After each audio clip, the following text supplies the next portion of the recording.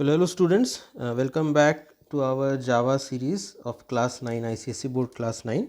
So today let's continue with our next topic, that is class. ठीक है, आज हम लोग पढ़ते हैं class क्या चीज़ होता है. So class क्या चीज़ होता है? It is a collection of object. बहुत सारे ऑब्जेक्ट्स को एक साथ अगर हम लोग कलेक्ट करके एक जगह पे रखें तो उसको हम लोग क्लास कहते हैं. अब यहाँ पे ऑब्जेक्ट क्या चीज़ होता है? देखो, जावा में हर चीज़ का हम लोग उसी दिन बात किए थे, हर चीज़ का एक छोटा छोटा चंक बनाया जाता है, इसी चंक्स को हम लोग ऑब्जेक्ट बोलते हैं. सभी चीज़ जावा में इस ऑब्जेक्ट के थ्रू ही काम करता है.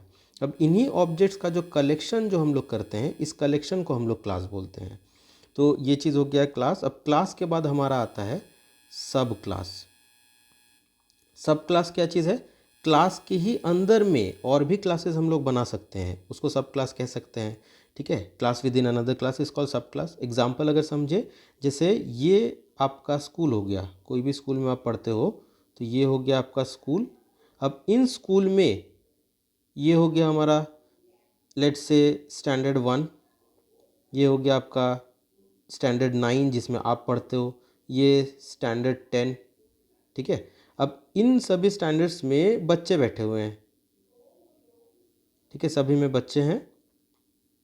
अब यहाँ पे जो पूरा स्कूल है, ये इसको हम लोग कंसिडर कर सकते हैं क्लास. इंडिविजुअल जो स्टैंडर्ड है, जैसे स्टैंडर्ड 9, स्टैंडर्ड 10, इनको कह सकते हैं सब क्लास. ये क्लास के अंदर का ही ना हिस्सा है. और इन सब क्लास के अंदर में जो स्टूडेंट्स बैठे हुए हैं, तो इन स्टूडेंट्स को हम लोग कह सकते हैं ऑब्जेक्ट्स, जो कि इन क्लासेस का हिस्सा है. ठीक है, चलो ये क्लास, सब क्लास और ऑब्जेक्ट हो गया. अब ऑब्जेक्ट के बारे में अगर इसका डेफिनेशन हम लोग देखें, तो object is an instance of class, यानी कि क्लास का एक हिस्सा, एक मेंबर.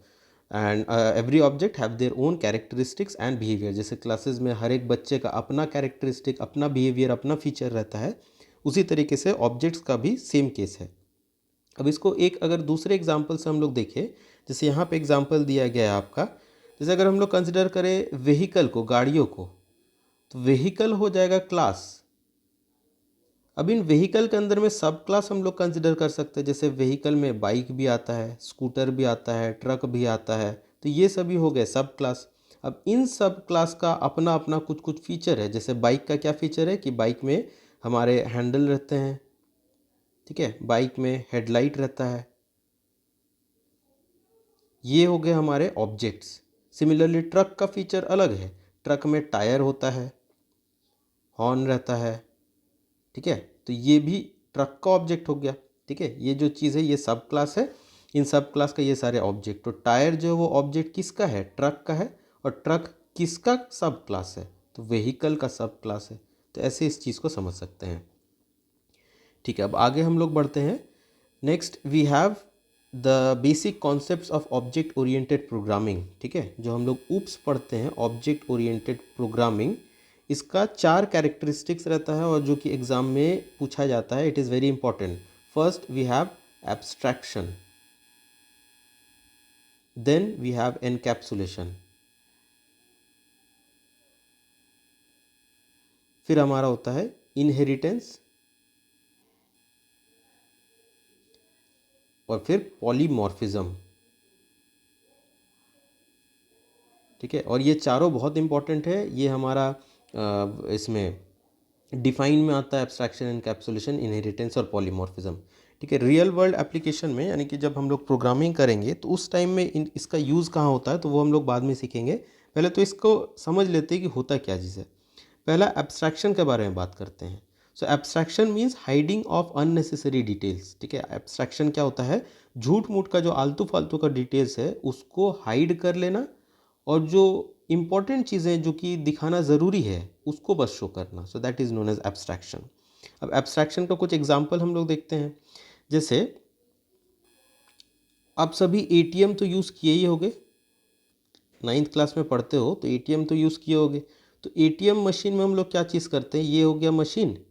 मशीन में कार्ड डालते हैं, अपना पिन डालते हैं, अमाउंट वगैरह डालते हैं, विड्रॉ अगर आपका करना है तो विड्रॉ पे सिलेक्ट करके अमाउंट डालते हैं और पैसा मशीन से बाहर निकल आ जाता है. ठीक है,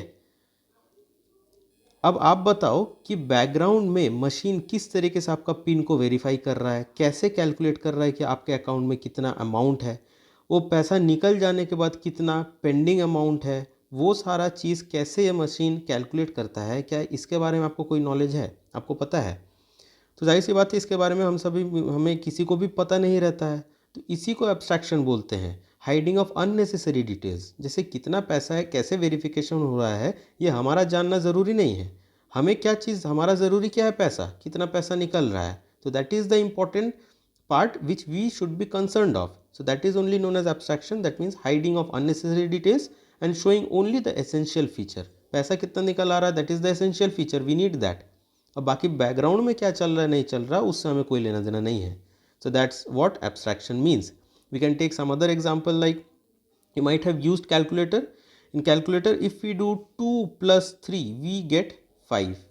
But in the background, how this calculator is doing this calculation, how it is adding these two numbers, we are not concerned about that, and calculator never shows these things to us. ठीक है, हमें चाहिए बस result, calculator हमें result दिखाता है. So abstraction means hiding of unnecessary details and showing only the essential feature. Okay, next let us come to encapsulation. अब encapsulation मतलब क्या चीज़ होता है? Encapsulation means wrapping of data and method. Data और मेथड को रैप करना मतलब एक क्या बोल सकते हैं, एक पोटली में पैक करना, और उस पोटली को हम लोग अगर क्लास कह दे तो गलत नहीं होगा. ठीक है, तो what is encapsulation? Wrapping up of data and method in a single unit, and that unit is known as class. अब इसका कुछ अगर एग्जांपल हम लोग देख ले. अच्छा, एक और चीज़ है कि Java is highly secure. We already know that. We have studied it in the characteristics of Java or features of Java, that it is highly secure. कोई भी घुस के चेंजेस नहीं कर सकता है. सो क्योंकि यहाँ पे डेटा और मेथड एक ही क्लास में रैप करके रखे जाते हैं, तो ये एक तरीके से सिक्योर रहता है. इसमें कोई भी घुस के छेड़छाड़ नहीं कर सकता है. If you take some example, जैसे आप लोग पढ़ते हो क्लास 9 में. ठीक है, लेट्स से आपके हिस्ट्री के जो टीचर है वो एक दिन क्लास में कुछ लेक्चर ले रहे थे, कुछ पढ़ा रहे थे. अब बहुत सारे बच्चे यहाँ पे बैठे हुए थे. ठीक है, अब बाहर से कोई बच्चा आता है और उसको दूसरे किसी कुछ नाम दे देते हैं. जैसे ये बच्चा का नाम ए है, ये बच्चा का नाम बी है. बाहर से एक बच्चा आया, उसको बी से कुछ काम है, तो क्या डायरेक्ट क्लास में घुस के बी को उठा के बाहर ले जाके बातचीत करके फिर वापस भेज सकता है क्या? तो ऐसा नहीं हो सकता. We have teacher. ठीक है, क्लास में टीचर प्रेजेंट है. अब बाहर से जो बच्चा आया उसको अगर इस बी नाम के बच्चे से कुछ काम है, तो पहले तो टीचर को कांटेक्ट करना पड़ेगा, तब जाके टीचर इस बच्चे को भेजेंगे. तो मतलब डायरेक्टली हमारा कोई कांटेक्ट नहीं है यहाँ पे, हमें किसी के थ्रू क्लास के अंदर घुसना पड़ रहा है. So that is known as encapsulation, और ये इस तरीके से सिक्योर्ड रहता है. ठीक है, कुछ और एग्जाम्पल भी यहाँ पे दिया गया है. जैसे मान लेते हैं कि आप एक कंपनी में काम कर रहे हो जिसमें 2 टीम है, एक सेल्स टीम है और लेट से आप अकाउंट्स टीम में काम करते हो. ठीक है, अब सेल्स टीम में से किसी को अकाउंट्स टीम में से कुछ डेटा चाहिए, कुछ इन्फॉर्मेशन चाहिए, तो डायरेक्ट सेल्स वाले अकाउंट्स वाले में तो घुस नहीं सकते. सेल्स वाले पहले अकाउंट्स के जो एडमिनिस्ट्रेटर है, एडमिन है, उससे कांटेक्ट करना पड़ेगा. ये एडमिन डिसाइड करेगा कि डेटा इसको देना है कि नहीं देना है. तो यही चीज़ होता है हमारा एनकैप्सुलेशन, और इसी से सिक्योरिटी जो है वो सुनिश्चित होता है. ठीक है, सिक्योरिटी बरकरार रहता है. Okay, so now let's come to inheritance. Inheritance means अभी जो हम लोगों ने पढ़ा था कि क्लास होता है, क्लास के अंदर में सब क्लास भी रहता है. एग्जाम्पल हम लोगों ने देखा था, क्लास का एग्जाम्पल था व्हीकल और सब क्लास का एग्जाम्पल था ट्रक. ठीक है, अब इनहेरिटेंस में क्या चीज़ होता है, जो बेस क्लास है, इसको पेरेंट क्लास भी बोलते हैं, उसका जो प्रॉपर्टीज़ है वो ही प्रॉपर्टीज सब क्लास में भी भेजा हुआ रहता है. So that is what is known as inheritance. जो बेस क्लास है उसी का प्रॉपर्टी सब क्लास में भी रहता है. जैसे व्हीकल का प्रॉपर्टी क्या है, उसमें व्हील्स होने चाहिए. ठीक है, व्हीकल्स है तो उसमें इंजन लगा हुआ होना चाहिए. अब ये सारा प्रॉपर्टीज ट्रक में भी तो रहता है. व्हीकल का एक और सब क्लास है बाइक. अब ये सेम प्रॉपर्टीज जो है वो बाइक में भी तो हमारा प्रेजेंट रहता है. तो inheritance means inheriting the property of one class by another class. ठीक है, ठीक है, चलो अब अगला हम लोग एग्जाम्पल देख लेते हैं. जैसे यहाँ पे एक एनालॉजी दिया हुआ है इसका इनहेरिटेंस का कि मैमल्स. ठीक है, मैमल्स में कौन कौन पढ़ते हैं? डॉग भी मैमल है, कैट भी मैमल है, ह्यूमन बींग्स भी मैमल है। तो मैमल का प्रॉपर्टी क्या चीज़ होता है? दे गिव बर्थ, अंडे नहीं देते हैं, they give birth to young ones. Dog भी तो वही करता है, कैट भी वही करता है, ह्यूमन भी वही करता है। कभी देखो कि ह्यूमन अंडा दे रहा है, डॉग अंडा दे रहा है, ऐसा कभी नहीं होता है, ठीक है। क्योंकि मैमल का जो प्रॉपर्टी है वो सारे जो बेस क्लासेस है उसमें भी रिफ्लेक्ट करेगा। So that's what we mean by inheritance. चलो अब लास्ट वाले के बारे में बात कर लेते हैं, पॉलीमॉर्फिज्म। अब पॉलीमॉर्फिज्म क्या चीज़ होता है? देखो जावा में जो फंक्शन जो होता है ना, फंक्शन क्या चीज़ है ये आप समझ सकते हो। जैसे लेट्स से हमें जावा में कुछ एडिशन करना है तो उसका आप अलग से सम नाम का एक फंक्शन बना के रख सकते हो। इसके अंदर में बहुत सारे कोड होंगे, तो ये कोड आपको एक ही बार लिखना है। अब एक बार लिखने के बाद आप कितनों भी बार ऐड करो, आपको बस ये सम फंक्शन को कॉल कर लेना पड़ता है। इन शॉर्ट फंक्शन को हम लोग ऐसे समझ सकते हैं कि बहुत सारे कोड को एक छोटा सा टुकड़ा में बना के अगर रखे और बार बार उस टुकड़े का इस्तेमाल कर ले, so that is what is known as function. अब पॉलीमॉर्फिज्म क्या चीज़ होता है? पॉलीमॉर्फिज्म में एक जो फंक्शन है वो जैसा उसको ऑब्जेक्ट मिल रहा है उस तरीके से बिहेव करता है, ठीक है। सेम फंक्शन है, फंक्शन अलग नहीं है, सेम फंक्शन। लेट्स से ये फंक्शन ए है, अब इसको ऑब्जेक्ट जैसा दोगे उसी तरीके से बिहेव करेगा, उसी तरीके से वो रिजल्ट ला के देगा। अब अगर इसको एक एग्जाम्पल से समझे, जैसे एक दिन आप अपने क्लास में पढ़ रहे थे, ठीक है, आराम से एकदम ध्यान से पढ़ रहे थे, और बाहर से कोई एक टीचर क्लास में एंटर करते हैं, तो आपका बिहेवियर कैसा होगा? आप कैसा बिहेव करोगे? तो ज़्यादा से ज़्यादा आप खड़े हो जाओगे, गुड मॉर्निंग विश करोगे, गुड आफ्टरनून विश करोगे, तो यही चीज़ करोगे। तो जो टीचर आए तो उनके केस में आपने उनको विश किया गुड मॉर्निंग। अब मान लेते हैं कि किसी दिन टीचर के जगह पे कैटरीना कैफ आ गई क्लास में, आप क्या वैसा ही सेम बिहेव करोगे? चुपचाप खड़े होकर गुड मॉर्निंग बोलोगे? ऐसा नहीं करोगे, तुरंत मोबाइल निकालोगे क्लास में। मोबाइल तो हालांकि अलाउड होता नहीं है, लेट्स से तुम लोग पढ़ते हो कॉलेज में, कॉलेज में अलाउड है, ठीक है। तो कॉलेज में प्रोफेसर क्लास में घुसे तो आपने ज़्यादा कुछ रिएक्ट नहीं किया, गुड मॉर्निंग गुड आफ्टरनून बोल के चुपचाप बैठ गए। अब किसी दिन प्रोफेसर छोड़ के कैटरीना कैफ क्लास में घुस जाए तो आप क्या सेम एक्साइटमेंट शो करोगे? ऐसा नहीं है ना, उछल कूद करने लग जाओगे, सेल्फी लेने के लिए चले जाओगे वहाँ पे, बाद में विकी कौशल आके आपको उठा के फेंक दे क्लास के बाहर, वो अलग बात है, ठीक है। तो बात यहाँ पे वही चीज़ है कि हमारा फंक्शन तो सेम था, आप ही लोग थे, ऑब्जेक्ट अलग अलग था। एक बार ऑब्जेक्ट हमारे हैं टीचर और एक बार ऑब्जेक्ट है कैटरीना कैफ। अलग अलग ऑब्जेक्ट होने की वजह से आपका बिहेवियर जो है वो अलग अलग शो किया। इसी को हम लोग कहते हैं पॉलीमॉर्फिज्म। जैसा ऑब्जेक्ट दोगे उस तरीके से बिहेव करेगा। कौन बिहेव करेगा? फंक्शन। अब ये डिटेल्स में फंक्शन वगैरह हम लोग आगे भी देखेंगे, फंक्शन बनाएंगे। कुछ तो इनबिल्ट फंक्शंस रहते हैं जावा में, कुछ फंक्शंस को हम लोग बना सकते हैं जिसको यूज़र डिफाइंड फंक्शंस कहते हैं, ठीक है। चलो इतना बात हो गया। अब आगे हम लोग ऊप्स का, यानी कि हर वो प्रोग्रामिंग लैंग्वेज जो ऑब्जेक्ट ओरिएंटेड प्रोग्रामिंग होता है, इसका एडवांटेज बात कर लेते हैं। और एडवांटेज के बाद डिसएडवांटेज अगर भी हम लोग बात कर लेंगे। तो डिसएडवांटेज अगर कंप्लीट हो जाए तो ये पूरा चैप्टर हमारा कंप्लीट हो जाएगा, जावा का फर्स्ट चैप्टर, ठीक है। पहले एडवांटेज का डिस्कशन करते हैं। जावा में कोड को रीयूज़ कर सकते हैं, ठीक है, रीयूज़ ऑफ कोड। कितनों भी बार आप एक बार कोड लिखो, अब इसको मल्टीपल टाइम्स आप यूज़ करो, ठीक है, तो ये कर सकते हैं जावा में।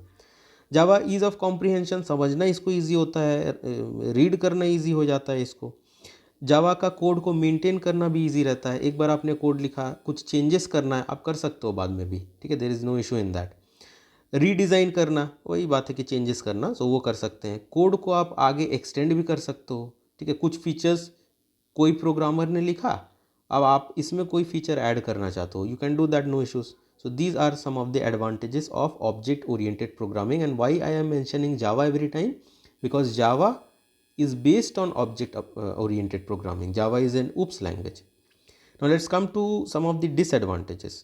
So first thing is, जो भी हमारे OOPS लैंग्वेजेस होते हैं उस केस में कभी कभार क्लास जो है ना वो ओवरली जनरलाइज्ड हो जाता है, मतलब बहुत सारे फीचर्स ऐड कर देते हैं तो वो थोड़ा सा जनरलाइज हो जाता है, कॉमन हो जाता है, तो ये एक चीज़ है।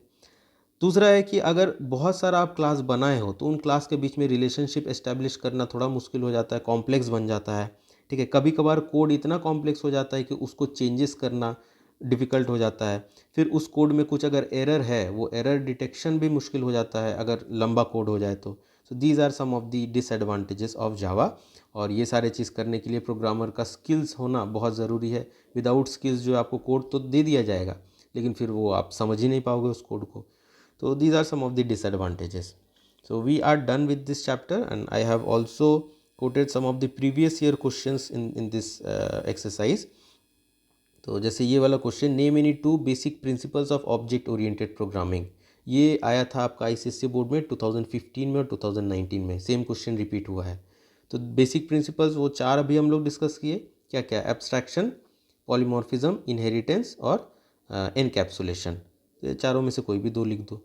फिर next question, define abstraction, it was asked in ICSC 2018, 2018 में ये क्वेश्चन पूछा गया था। एब्स्ट्रैक्शन क्या होता है? So you can write abstraction means hiding of unnecessary details and showing only the essential features. The next they are asking what is inheritance, और ये क्वेश्चन आया था 2017 में। तो इनहेरिटेंस क्या होता है? Inheriting the property of base class by sub class. ठीक है, बेस क्लास का जो प्रॉपर्टी है वो प्रॉपर्टी जो सब क्लास इनहेरिट कर लेता है, एक्वायर कर लेता है, so that is known as inheritance. ठीक है, तो ये सारे कुछ कुछ क्वेश्चंस है, ये आप एक बार देख लेना इसको। अच्छा, एंड कमेंट वगैरह तो हम लोग डिस्कस कर ही चुके हैं पहले भी। ठीक है, फिर so let's stop here only, and next class will continue with some maybe some codes, or the next chapter we can start. So one code we have already done, that is how to print hello world on your computer screen. ये वाला हम लोगों ने कर लिया था, इसमें जानबूझ के एरर करके भी देखा था। ठीक है, तो ये प्रीवियस वीडियो आप अगर आपने नहीं देखा है, so you can watch those videos so that your like concept becomes clear. ठीक है, बेसिक कॉन्सेप्ट अगर क्लियर नहीं होगा तो ये क्लास 9 के बाद जब आप क्लास 10 में जाओगे, यहाँ आपको कुछ नहीं समझ में आएगा। तो ये 9th जो है वो आपका बेस बना रहा है, and then we'll shift to class 10 syllabus.